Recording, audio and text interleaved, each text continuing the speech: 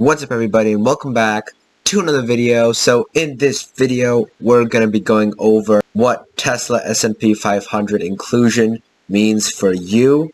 Now quickly before this video starts, if you guys could just quickly go down and leave a like on this video, that'd be really awesome.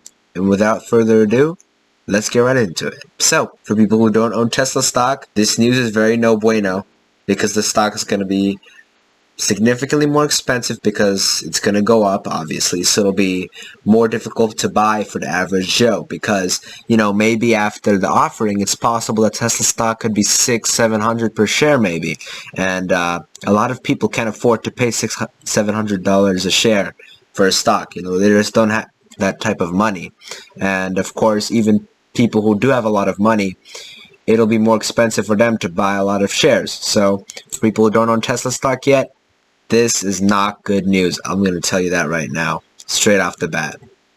But for Tesla shareholders, this is really, really good news. I mean, this is like incredible news because one of two things could happen. One, the stock could have a massive, massive move to the upside, or Tesla can grow much faster by offering a stock offering with no dilution. Now, in a second, I'll explain what that means, right? So this is their first option, obviously. Just let the stock organically go to the moon because so many index funds will be forced to buy the stock and there'll just generally be hype going into, you know, the inclusion in December. But their second option, I think, is actually better because what they can do basically is that they're going to have so much buying activity from these index funds that they can have a stock offering, a share offering, right? So they can sell shares directly to the index funds. And they can sell a lot of shares. They can sell like $40-50 billion worth of Tesla stock to these index funds. And normally what would happen if you sell a lot of shares of a stock, the shareholders get diluted, right? Because there are more shares on the market, which means that each share is worth less. That's bad.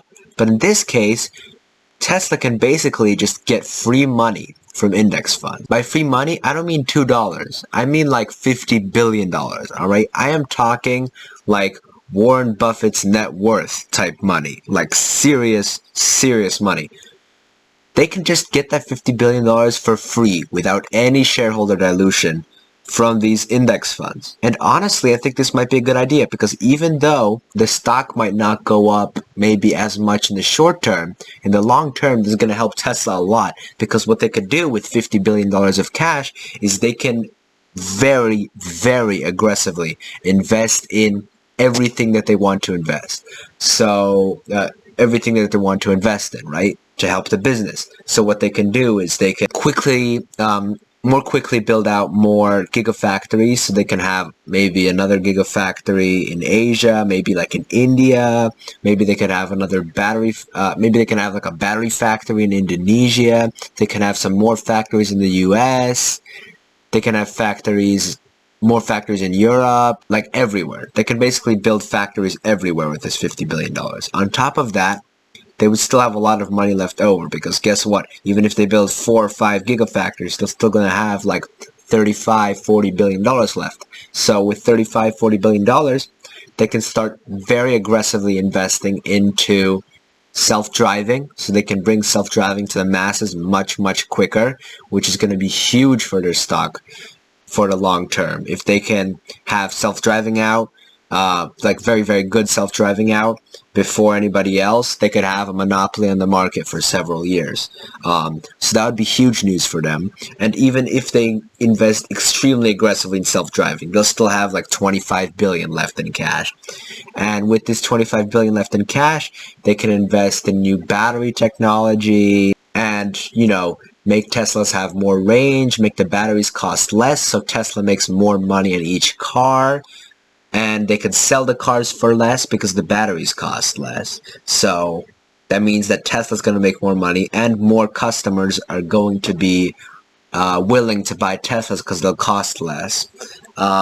They can, of course, develop their supercharging networks because that is a big thing that people consider, because I feel like a lot of people that buy Teslas, they really have like range anxiety, you know? Not range anxiety. I mean like charging anxiety. Like, I feel like a lot of people, when they buy Teslas, they're just scared that they'll run out of battery when they're in the middle of nowhere. And that's just a real worry that people have. And if Tesla can very quickly build out a lot of superchargers, that won't be a worry for people anymore. So a lot more people are going to be able to buy Teslas, or are going to really want to buy Teslas, right?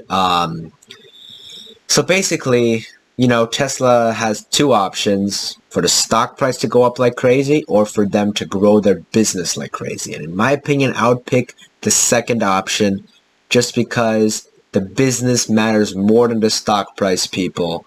Because over time, the business is really what's going to matter. Not the stock price tomorrow, not the stock price next week, not the stock price next month, not even the stock price next year. What's going to matter is the stock price in the next decade. And that is going to be influenced by the business, how the business is running, not by some stupid S&P 500 inclusion that is happening this December. So, if you guys enjoyed this video, I would love it if you guys just left a like on this video and subscribe to my YouTube channel. Comment down below what you want to see next, or your opinion on Tesla stock, whether you think it's overvalued, undervalued, if you already own Tesla, if you have bought it a long time ago and made a lot of money on it. Whatever you want to leave in the comments, go ahead, be my guest. I guess I'll catch you guys next time. Peace.